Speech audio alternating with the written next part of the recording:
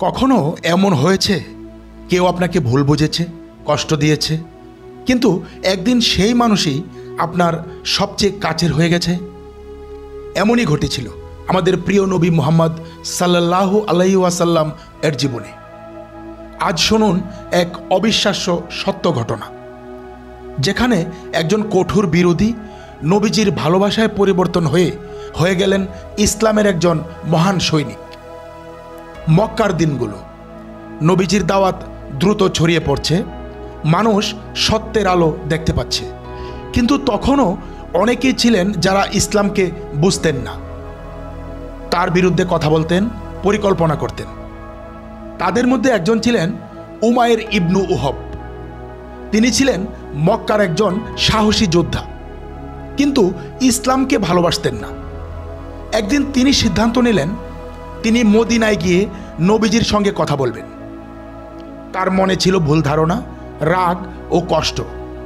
তিনি মসজিদে নবীজির সামনে এলেন।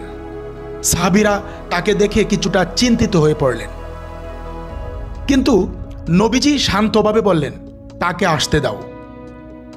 উমাইর নবীজির কাছে এসে বললেন, আমি কিছু কথা বলতে চাই। নবীজির চোখে ছিল মায়া। তিনি বললেন, উমাইর, তুমি কিছু খুঁজতে এসেছো, হয়তো সত্যটা। উমাইর অবাক হয়ে গেলেন। নবীজির সেই কোমল ভাষা, সেই আচরণ, যেন তার অন্তরের কঠোরতা কমে গেল মুহূর্তেই।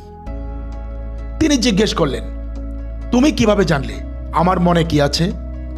নবীজি বললেন, আমার প্রভু আল্লাহ আমাকে জানিয়ে দেন যা প্রয়োজন। সেই মুহূর্তে উমাইর বুঝলেন এই মানুষ কোনো সাধারণ মানুষ নন। তিনি কেঁদে ফেললেন আর বললেন, আমি সাক্ষ্য দিচ্ছি আপনি আল্লাহর প্রেরিত রাসূল। নবীজি হাসলেন, তাকে বুকে টেনে বললেন, আলহামদুলিল্লাহ, আল্লাহ তোমাকে সত্যের পথে এনেছেন। সেদিনের সেই উমাইর, যিনি একসময় ছিলেন নবীজির বিরোধী, পরে হলেন ইসলামের এক সাহসী সৈনিক, দাওয়াতের এক নির্ভীক প্রচারক। এই গল্পের শিক্ষা স্পষ্ট, ভালোবাসা ও ধৈর্য সব কিছুর চেয়ে শক্তিশালী। রাসূল কাউকে ঘৃণা করেননি, বরং ভালোবাসা দিয়ে বদলে দিয়েছেন কঠিন হৃদয়ও। আমাদেরও শেখা উচিত যে আমাদের বিরোধী, তাকে ভালো আচরণে জয় করা যায়। এটাই ইসলাম, এটাই নবীজির পথ। যদি এই গল্প আপনার হৃদয় ছুঁয়ে যায়, একটি সুবহানাল্লাহ লিখে কমেন্টে জানান আর শেয়ার করে দিন ভিডিওটি, যেন অন্যের মনেও ছড়িয়ে পড়ে নবীজির ভালোবাসা। স্পাইস 24, আলোর পথে অনুপ্রেরণা।